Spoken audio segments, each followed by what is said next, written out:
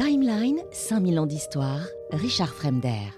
En revanche, très rapidement, il va concevoir l'idée de la marier avec son fils à lui, donc le prince Édouard, le futur Édouard II, qui est plus jeune d'ailleurs que la norvégienne. L'image du tyran brutal que va décrire John of Fordun est encore anachronique avant 1295, on n'en est pas encore là. Voilà ce qu'il écrivait: troublant le monde entier par sa méchanceté, ruinant les églises, emprisonnant les évêques, commettant toutes sortes de forfaits contre la loi de Dieu. On n'en est pas encore là. En 1287, il s'agit pour lui, en fait, avant tout, de rétablir l'ordre en Écosse et d'assurer l'avenir de la petite reine qui se trouve d'ailleurs toujours en Norvège, parce que son père, le roi Éric, fait savoir qu'il la juge trop jeune pour affronter les fatigues et les périls d'une traversée qui est toujours aléatoire à cette époque-là, évidemment. Édouard Ier convoque donc à Salisbury, en avril 1290, une conférence où l'Écosse délègue les évêques Glasgow et Fraser, Robert Bruce, père donc, et John Comyn. De son côté, finalement, le roi de Norvège cède, si vous voulez, il accepte d'envoyer Marguerite en Écosse avant la Toussaint, à condition quand même qu'on lui promette que le pays serait en paix pour l'accueillir et qu'elle serait reconnue reine sans contestation. Aussitôt, Édouard fait part de son offre de marier l'enfant avec son héritier. Comprenez bien, c'est important, que cette perspective est très inquiétante à ce moment-là pour les Écossais. Ça signifie que leur reine fiancée au fils du roi d'Angleterre irait donc vivre en Angleterre, avec donc le risque que l'Écosse finisse par être absorbée par sa voisine extrêmement puissante. Alors les États se réunissent en juillet 1290 et ils entendent les promesses faites en français d'ailleurs, s'il vous plaît, au nom d'Édouard, par son ambassadeur l'évêque de Durham, et je ne peux résister au plaisir de vous lire ce qui est écrit. Je vous rappelle en français. Que les droits, franchises et coutumes du royaume d'Écosse seraient gardés en toutes choses entièrement et en tout temps, sauf le droit de notre sire le roi d'Angleterre tel qu'il lui appartenait avant le temps présent ou, en droite manière, pourrait lui appartenir au temps à venir. Que le royaume d'Écosse demeurerait séparé et libre, sans sujétion au royaume d'Angleterre, tel qu'il a été dans le passé, sauf le droit de notre dit sire le roi d'Angleterre, tel qu'il lui appartenait avant le temps présent, ou en droite manière pourrait lui appartenir au temps à venir. Que les reliques, chartes, privilèges et autres documents qui touchent la dignité royale de l'Écosse seraient mis en lieu sûr et gardés dans le royaume, que nulle aliénation ne serait faite des choses et domaines appartenant au royaume d'Écosse ou à ses sujets. En somme, au départ, une formule d'union personnelle, si vous voulez, de deux royaumes. Alors les députés écossais acceptent, à mon avis, à l'avis de beaucoup d'historiens, ils ne pouvaient de toute façon pas faire autrement. En apparence, le traité préserve l'indépendance et la liberté de l'Écosse. En réalité, et vous l'aurez certainement entendu, j'ai un peu appuyé dessus, c'est vrai, et nous, aujourd'hui, on est abreuvés de droits, de juridiques, etc. Vous avez tous, comme moi, tiqué sur la formule fatidique, sauf le droit de notre sire, le roi d'Angleterre, etc., qui évidemment ouvre la porte à toutes les interprétations possibles et futures. D'ailleurs, sans même attendre l'arrivée de la petite reine, Édouard va nommer de sa propre initiative l'évêque de Durham, un prélat hautain, dur, un peu stupide, comme gouverneur de l'Écosse au nom de Marguerite et de son fiancé, et il va exiger, écoutez bien, en raison des dangers qui menacent le royaume, la remise entre ses mains des châteaux du sud du pays. Alors les États protestent évidemment, et puis ils cèdent. Nous rendrons et ferons rendre ce château et forteresse à la dite Notre-Dame et à notre noble sire Édouard. Un mois plus tard, la reine, qui est maintenant âgée de 6 ans, quitte donc la Norvège.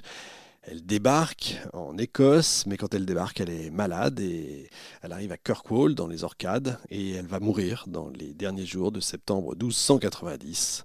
On peut le dire, je crois, tout est à recommencer.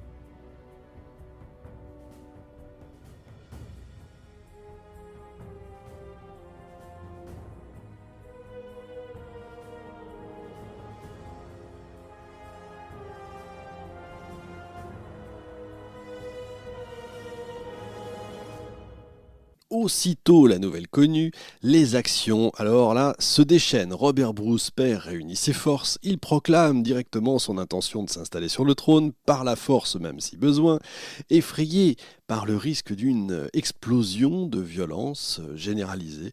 L'évêque William Fraser, j'aime bien le dire à l'écossaise, fait appel au roi d'Angleterre à nouveau pour, je cite, prévenir l'effusion de sang et pour permettre aux hommes loyaux de ce royaume de se choisir pour roi celui qui doit l'être légitimement. Édouard Ier, pensez bien, n'a pas besoin d'un tel mandat pour intervenir. Le hasard est en train de lui fournir là une occasion inespérée d'assurer son autorité sur l'Écosse. Eh bien, encore une fois, il ne manifeste pas une quelconque intention de s'emparer personnellement du Royaume du Nord. Il pourrait sauter sur l'occasion, mais en fait, il est plus malin que ça, Édouard Ier. Ce qu'il veut, c'est plutôt de disposer en Écosse d'un roi vassal, si vous voulez, plus simple à gérer. Encore une fois, ça, c'est comme aujourd'hui, on n'a pas le déplacement instantané. Pour gérer les choses sur place, il faut y aller. Pour y aller, ça prend du temps à cette époque-là. Charlemagne avait ses missi dominici, quelque part. Eh bien, Édouard Ier va refaire le même coup, si vous voulez. Il va se créer un roi, un vassal, qui sera plus simple à diriger. Et donc pour répondre à l'appel de l'évêque, le roi d'Angleterre convoque les nobles et les prélats d'Écosse à Norham, sur la rive anglaise de la Tweed. La rive anglaise, le choix est quand même significatif. On est là le 10 mai 1291. Et selon le chroniqueur anglais Walter of Gainsborough, à peu près contemporain des événements, il aurait dit à cette occasion « Par Saint-Édouard, je ferai reconnaître mes droits ou je mourrai pour leur défense ». Alors que le mot ait été prononcé ou pas, il traduit quand même certainement sa pensée, son droit, entre guillemets, à la suzeraineté de l'Écosse, est pour lui indubitable, incontestable. Pour lui, c'est pas une usurpation, ni même une injustice, mais la condition absolue de l'aide qui lui était demandée et qui, par elle-même, implique l'admission de sa supériorité de fait. N'oubliez pas encore une fois, nous sommes au Moyen-Âge, c'est la féodalité qui prévaut. En gros, tu m'appelles pour que je te protège, en contrepartie, tu deviens mon homme. C'est ça le principe, je suis donc ton suzerain, tu es donc mon vassal, c'est un principe de féodalité de base. La réunion de Norham s'ouvre par un discours du grand juge d'Angleterre qui réclame en préalable à toute discussion la reconnaissance d'Édouard comme seigneur supérieur de l'Écosse. Vous voyez, ça commence bien. L'évêque de Glasgow proteste, il affirme que le roi d'Écosse ne relève que de Dieu, il cite même les prophéties du légendaire Merlin, mais l'impasse pour la désignation d'un nouveau roi est totale. La laisser à l'initiative des nobles écossais équivaut donc à déclencher la guerre civile. Seul donc le roi d'Angleterre peut l'imposer à condition que tous les candidats acceptent donc son arbitrage. Ça fait beaucoup de donc, je sais, mais là, il faut le comprendre. Édouard Ier, pendant ce temps-là, fait recueillir, et en même moment, fait recueillir dans toutes les archives et dans toutes les bibliothèques d'abbayes d'Angleterre des preuves, entre guillemets, de l'ancienne suggestion des rois d'Écosse et de leurs sujets à la couronne d'Angleterre, remontant même jusqu'à l'an 961. Ce document va remplir plusieurs rouleaux de parchemin. Il est donc abondamment diffusé pour que tout le monde puisse en prendre connaissance. Propagande, tout ça n'est pas nouveau, vous voyez. Ce qu'on vit aujourd'hui, la propagande de nos jours qui pourrait exister par-ci par-là, tout ça n'est pas nouveau. Et oui, les choses ne changent pas. L'histoire est ainsi faite, ça ne date pas d'hier, comme l'écrit un certain livre que je vous conseille. Finalement, après maintes tergiversations, discussions, les 13 compétiteurs, c'est le nom qu'on leur donnait, font connaître qu'ils s'en remettent effectivement au jugement du roi Édouard, suzerain de l'Écosse, pour désigner le successeur de l'enfant Marguerite. Alors Édouard accepte, évidemment, la responsabilité dont il est alors chargé, non sans exiger, et oui, la remise de tous les châteaux royaux entre ses mains. Un baron anglais est alors adjoint au gardien écossais du royaume, et donc la lente procédure peut commencer. Sur les 13 candidats, une dizaine va se désister assez vite, leur parenté avec feu Alexandre III étant soit lointaine, soit même carrément douteuse. Seuls vont rester en lice Robert Bruce père, Jean Balliol et l'anglais John Hastings. Hastings est rapidement écarté parce qu'il est descendant de la troisième fille, on va dire. Pour départager Bruce et Balliol, le problème là est plus délicat et là encore il faut remonter à la féodalité. Balliol descend de la fille aînée de David de Huntington, un des héritiers du royaume, il y a près d'un demi-siècle de ça, mais il est l'héritier au 3e degré de filiation, tandis que Bruce, lui, descend de la 2e fille, mais au 2e degré. Donc vous voyez, première fille, 3e degré, deuxième fille, 2e degré, qui va l'emporter? Si on fait prévaloir le principe du droit d'aînesse, c'est Balliol le vainqueur parce que c'est la première fille. Si par contre on préfère le principe de proximité, de filiation, c'est Bruce. Encore une fois, on est dans une impasse. En plus, Hastings va soulever la question d'un partage, question légitime. Encore une fois, la féodalité qui prévaut, le droit féodal. Si l'Écosse devient un fief, comme c'est le cas, comme on peut laisser du coup entendre la suzeraineté, reconnue au roi d'Angleterre, pourquoi ne pas traiter donc l'Écosse et ce fief comme tel, c'est-à-dire diviser le fief entre les 3 descendants de David, ça l'arrange lui du coup, en ne laissant à l'aîné que le titre de roi, mais pas la totalité du domaine royal, pas fou Hastings.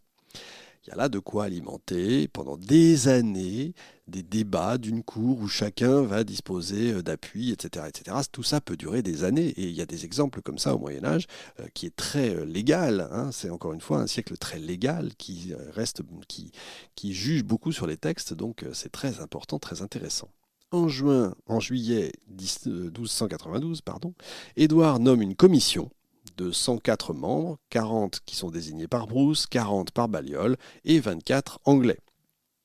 Et en octobre, après des débats que vous imaginez interminables, la sentence tombe en faveur de qui? Balliol, étant bien précisé que l'Écosse était un royaume indivisible et pas un fief, et qu'en conséquence, Bruce et Hastings n'auraient droit à aucune compensation. Voilà, terminé. Jean Balliol est donc proclamé roi par Édouard Ier, seigneur supérieur du royaume d'Écosse, en présence du Parlement, réuni à Berwick, le 17 novembre 1292. Il prête aussitôt serment de fidélité, après quoi il est intronisé à Scone, selon le rite ancestral en Écosse, les rois sont couronnés à Scone. Quelque temps plus tard, il va renouveler son serment en Angleterre, à Newcastle. Donc vous voyez, aucun doute n'est plus possible, le roi d'Écosse est bien le féal, le vassal du roi d'Angleterre, avec toutes les obligations que le droit féodal va attacher à cette vassalité, l'obligation de suivre le suzerain à la guerre, interdiction pour lui de s'allier aux ennemis du suzerain, ou de se marier sans l'accord de celui-ci. Tout ça est extrêmement important pour ce qui va suivre, alors je répète, obligation de suivre le suzerain à la guerre, interdiction pour lui de s'allier aux ennemis du suzerain, ou de se marier sans l'accord de celui-ci. Timeline, 5000 ans d'histoire, Richard Fremder.